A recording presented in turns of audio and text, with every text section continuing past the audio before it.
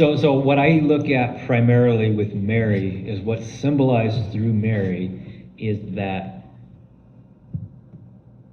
the quiet submission to the will and the word of God and acceptance of his word, acceptance of his, I guess, what he's ordained in your life,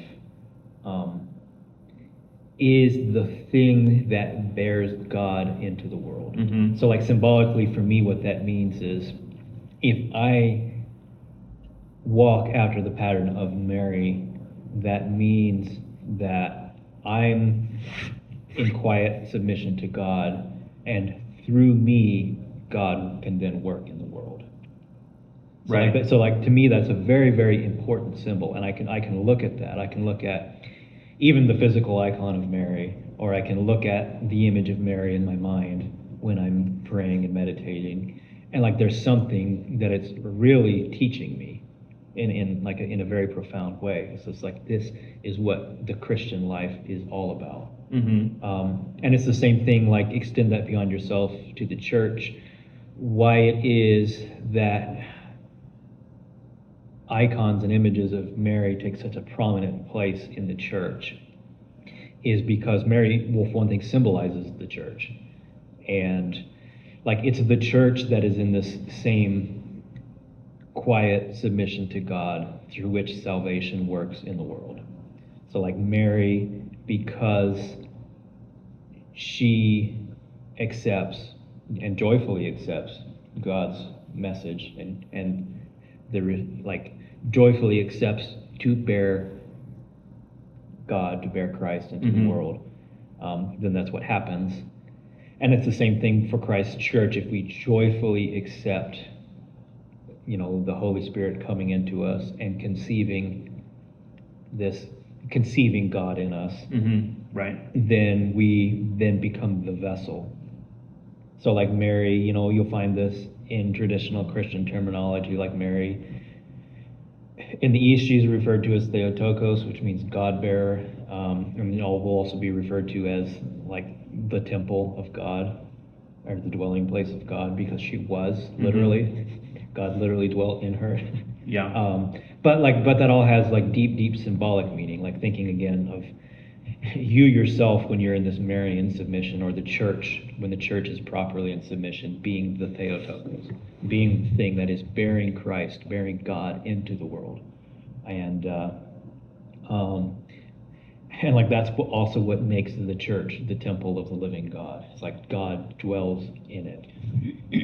Yeah. So in a sense, you're adding one thing when I say receptivity, and that's what Mary is all about. Then you're adding this idea that, but what receptivity means is, and this is somewhat, I don't want to go very far with the sexual imagery of it, but like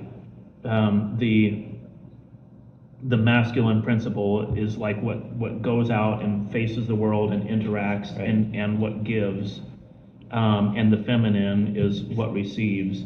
And when you receive from God, then you bear Christ into the world. Mm-hmm. So like I mentioned that receptivity is what Mary is all about. And then what you're adding to that is, yes, but when you receive God, then you bear Christ into the world. Mm-hmm. And then also and I want to really emphasize that, because I think everything that we say about Mary is going to go back to those things right there, receiving from God. Mm-hmm. Rather than actively going out and like imposing, well, even to say like imposing the kingdom of heaven on the world. Right. Mary's not going out and building the kingdom. Mary is receiving from God. Yeah, which also like ties into one of these symbolic images attached to Mary that both Catholics and Orthodox would use, that Protestant and Mennonite people, I've often heard like think that this is like basically blasphemous, is referring to Mary as Queen of Heaven. Mm-hmm. Because we hear that and we think, oh, you're putting her as equal to God. And I guess I would say to that, like, in what traditional society in the history of the world was the queen equal to the king? Yeah, right. Like none, not a single one. Mm-hmm. But just also like just a fundamental misunderstanding of what that means. Like nobody's saying Mary is co-ruler with Christ. Instead what they're saying is like this this has been like this feminine, this woman in the church, like these things are all tied together in the symbolic language of the Bible. This thing has been brought back up, like it falls with Eve in her sin. It falls from grace. It falls from its place. And Mary is like, the church sees Mary as being the new Eve, being the second Eve. Like Christ is the second Adam, Mary is the second Eve. And basically restoring that, I guess you could say, that feminine archetype to its place in heaven, which is at God's right hand. Mm-hmm. Yeah. Which, if you think that's controversial language, like it's actually all over the place in the Old Testament. Yeah, right.